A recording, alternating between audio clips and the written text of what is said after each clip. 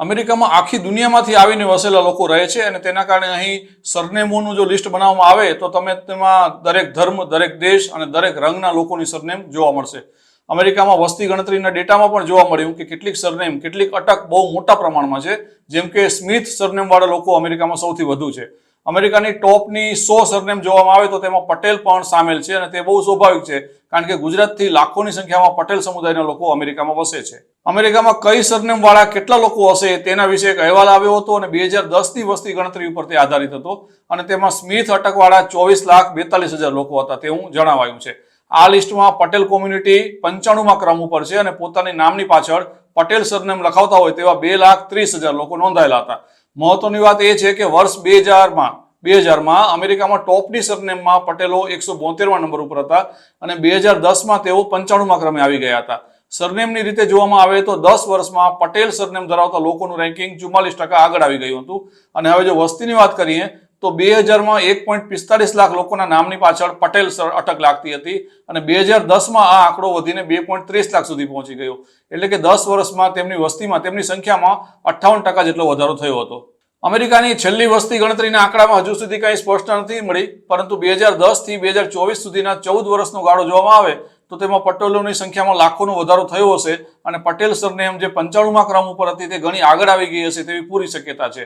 બીજી મહત્વની વાત એ છે કે યુએસએમાં ટોપ 100 સરનેમ જોવામાં આવે તો માત્ર પટેલ જ એક એવી સરનેમ છે જે મુખ્યત્વે ભારતીય હિન્દુ સરનેમ છે. અમેરિકામાં નામની પાછળ સિંહ કે સિંગ લાગતું હોય તેવા લોકો પણ મોટી સંખ્યામાં છે, પરંતુ તેમની સંખ્યા પટેલ જેટલી નથી.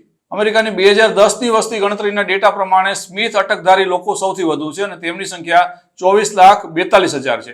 જ્યારે જોન્સન અટક ધરાવતા લોકો 19,32,000, વિલિયમ્સ સરનેમ હોય તેવા લોકોની સંખ્યા 16,25,000 અને બ્રાઉન અટક હોય તેવા લોકોની સંખ્યા 14,37,000 છે.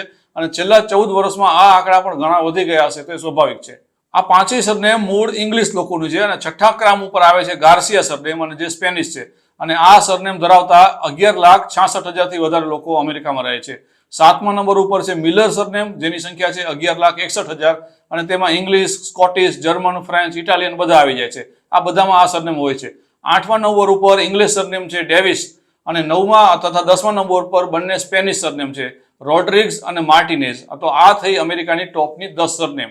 હવે ફરીથી આપણે પટેલ સરનેમના મુદ્દા ઉપર આવીએ તો 2000 થી 2010 વચ્ચે પટેલ સરનેમના રેન્કિંગમાં 44% સુધારો થયો, એટલે કે અને સંખ્યામાં 58% વધારો થયો. એટલે કે અમેરિકામાં વસ્તી વધારાનો જે દર છે તેના કરતાં આ સરનેમ ધરાવતા લોકોની સંખ્યામાં બહુ ઝડપથી વધારો થયો છે. પટેલ સરનેમ ધરાવતા બધા જ લોકો ગુજરાતી કે ઇવન ઇન્ડિયન હોય તે જરૂરી નથી. પટેલ સરનેમ ધરાવતા લોકોના પૂર્વજોનું જો બ્રેકડાઉન કરવામાં આવે તો તેમનું જે કોમ્પોઝિશન જોવામાં આવે તો તેમાં 70% લોકો ગુજરાતી પાટીદાર છે, 17.7% લોકો નોર્થ ઇન્ડિયન અને કેટલાક તેમાં પાકિસ્તાની છે, કારણ કે પાકિસ્તાનમાં પણ અમુક લોકોના નામની પાછળ પટેલ લાગે છે. જેમ કે પાકિસ્તાન પીપલ્સ પાર્ટીના એક નેતા છે અબ્દુલ કાદિર પટેલ. અને સાઉથ ઇન્ડિયા અને શ્રીલંકામાંથી આવેલા લોકો પણ લગભગ 3.4% છે જેમના નામની પાછળ પટેલ નામ લાગે છે. આ ઉપરાંત બીજા પટેલ અટક ધરાવતા લોકો પણ 9.2% જેટલા છે. બીજું કે મોટાભાગના પટેલો ભારતમાંથી એટલે કે ગુજરાતમાંથી અથવા તો મહારાષ્ટ્રમાંથી આવ્યા છે, પરંતુ કેટલાક લોકો પહેલેથી યુકેમાં રહેતા હોય અને પછી અમેરિકા આવ્યા હોય અથવા તો કોઈ બીજા દેશમાં પેઢીઓ પહેલા ગયા હોય રહેવા અને પછી અમેરિકા આવ્યા હોય તેવું પણ બને છે. કારણ કે અંગ્રેજોના સમયમાં પટેલ સમુદાયના હજારો લોકો આફ્રિકા ગયા હતા અને ત્યાં તેમણે બિઝનેસ જમાવ્યો હતો. ત્યાંથી તેઓ યુકે ગયા હતા અને ઘણા ત્યાંથી અમેરિકા પહોંચ્યા હતા. પટેલ ઉપરાંત ભારતીયોની સરનેમ જો જોવામાં આવે બીજી સરનેમ તો તેમાં પોતાના નામની પાછળ સિંહ, કુમાર, સિંઘ, દેસાઈ, અહેમદ, મહેતા, શાહ, શર્મા, રાવ, અલી અથવા તો હુસેન લગાવતા હોય તેવા લોકો પણ અમેરિકામાં મોટી સંખ્યામાં છે.